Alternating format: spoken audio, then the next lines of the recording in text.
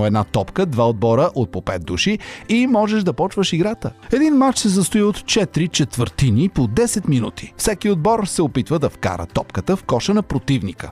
Около всеки кош има линия на 6,75 метра разстояние, описваща дъга около самия кош. Успешната стрелба, докато си в рамките на това поле, ти носи 2 точки. Ако си извън него и вкараш, това е тройка, т.е. 3 точки. По-трудно е, но пък и наградата е по-голяма.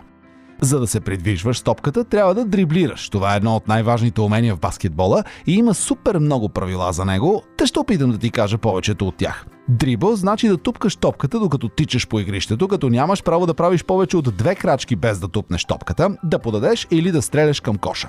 Иначе ти се отсъжда грешка и трябва да дадеш топката на противника. Освен това, дрибълът трябва да се прави само с една ръка. А ако дриблираш и спреш, нямаш право да започваш пак да дриблираш и трябва да подадеш или да стреляш